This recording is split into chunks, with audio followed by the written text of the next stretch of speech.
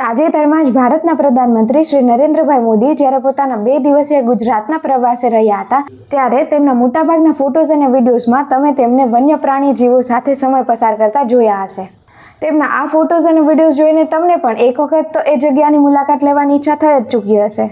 ત્યારે તમને જણાવી દઉં કે આ ખૂબ જ સુંદર જગ્યા એ વનતારા છે। ત્યારે આવો જાણીએ વનતારા એટલે શું।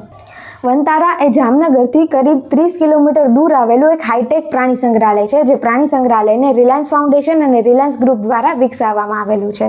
આશરે 3000 એકર જમીનમાં વિકસાવવામાં આવેલું આ હાઈટેક પ્રાણી સંગ્રહાલય છે, જેની અંદરથી 998 હેક્ટર જમીન તો ખાલી હાથીઓ માટે જ ફાળવવામાં આવેલી છે, કે જે હાથી છે એ મડ બાથ, વોટર બાથ જેવી અનેક ફન એક્ટિવિટીઝ કરી અને પોતાના જેવા જ હાથી અને વન્યજીવો સાથે આનંદથી પોતાનું જીવન પસાર કરી શકે છે।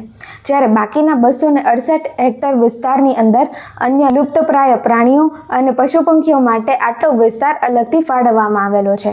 માણસો વચ્ચે પોતાનું સંઘર્ષમય જીવન પસાર કરતા દીપડા અને સિંહ જેવા પ્રાણીઓને અલગથી રેસ્ક્યુ કરી અને આ પ્રાણી સંગ્રહાલયની અંદર તેમને કુદરતી હવા અને જંગલ જેવું જ વાતાવરણ પૂરું પાડી અને નૈસર્ગિક જીવન જીવવાનો સુવર્ણ અવસર આપવામાં આવે છે।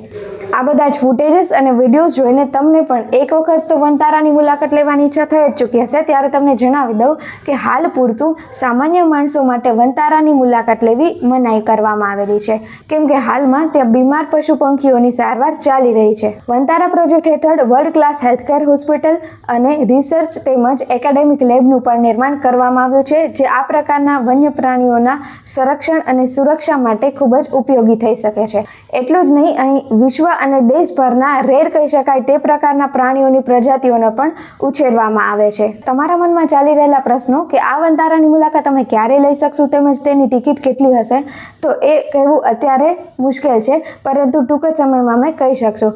પરંતુ ત્યાં સુધી આપણે વનતારાની અંદરના ફોટોઝ અને વિડીયોઝ જોઈને આનંદ તો માણી જ શકીએ છીએ।